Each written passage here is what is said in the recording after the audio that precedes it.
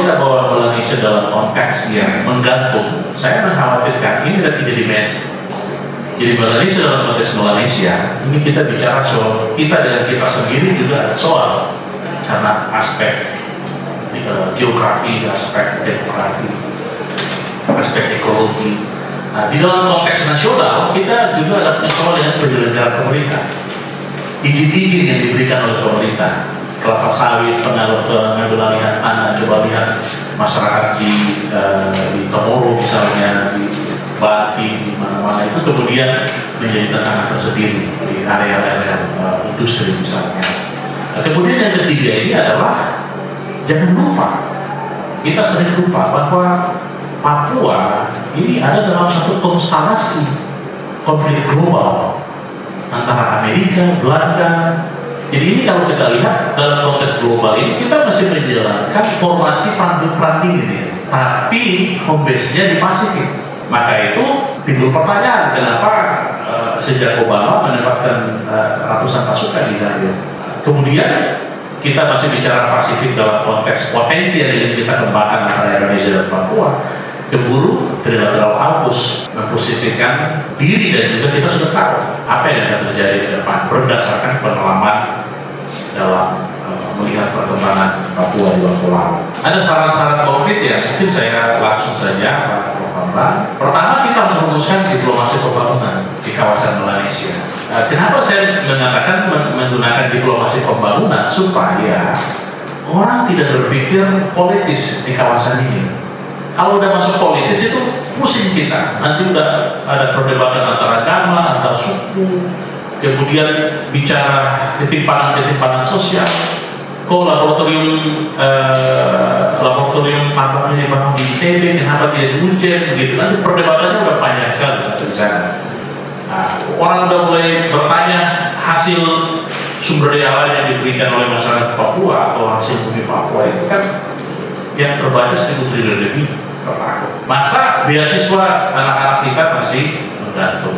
Ini kan hal-hal yang memang kita bilang ini isu yang digunakan tadi real gitu. Jadi ini juga memang harus ada strategi untuk mengcounter itu. Nah, pertama, diplomasi pembangunan Papua ini saya berharap kita fokus pada apa yang Bapak Jokowi sudah lakukan. Impres 9 2021 tentang percepatan pembangunan Papua sebenarnya itu sudah di level teknis yang hari ini dipimpin oleh Pak Wapres dan diperkuat dengan BP3OKP, Badan Pengawas Otsus dan Percepatan Pembangunan Papua yang hari ini sudah berkantor di Papua. Itu fungsi tugasnya cuma satu, itu mengantisipasi program-program pembangunan nasional atau program pembangunan daerah yang tidak menunjukkan asas diskriminasi positif. Orang asli Papua itu hari ini sekitar 2,7 juta. Papua Nugini hari ini 10 juta. Nah, masyarakat Papua selalu membandingkan, loh kita di sini kelihatannya maju, tapi kasus pelanggaran HAM-nya masih banyak. Nah, isu-isu ini secara psikologis itu sangat mengganggu dukungan masyarakat terhadap penyelenggaraan pemerintahan di Papua.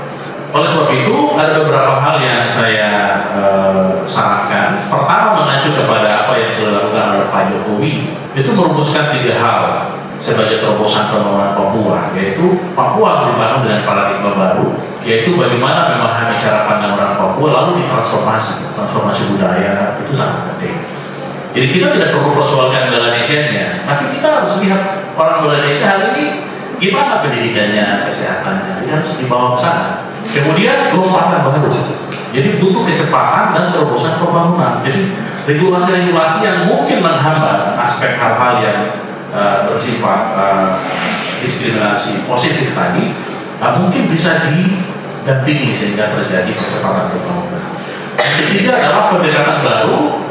Pembangunan Papua dengan pendekatan baru harus berbasis antropologis dan sosiologis. Nah, ini juga kita lihat bagaimana kementerian lembaga sampai di level pemerintah daerah merumuskan pendekatan antropologis sosiologis yang di dalamnya ada dialog, ada penguatan identitas dan lain-lain. Kami sangat menyambut dengan baik gagasan pelaksanaan Festival Melanesia. Untuk mendukung itu ada 3 hal prinsip yang kita lakukan. Pertama adalah kita kembali melakukan pemetaan budaya-budaya Melanesia di Indonesia dan negara-negara Pasifik. Tapi harus dipetakan secara baik sehingga tidak hanya di Papua, ini juga harus di Maluku, di NTT, di NTB, supaya kita punya portofolio yang jelas.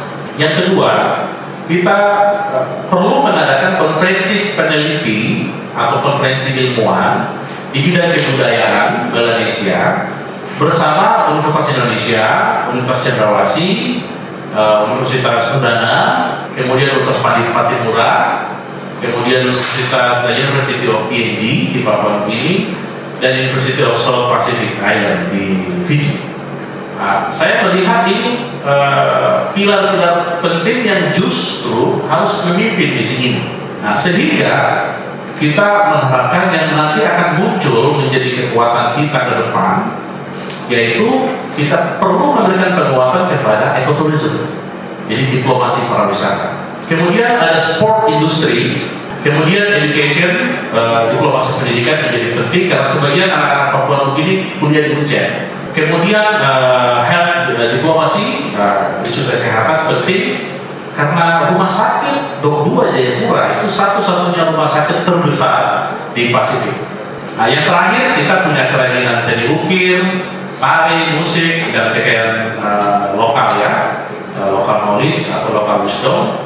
Ini harus menjadi kekuatan untuk mendorong diplomasi budaya.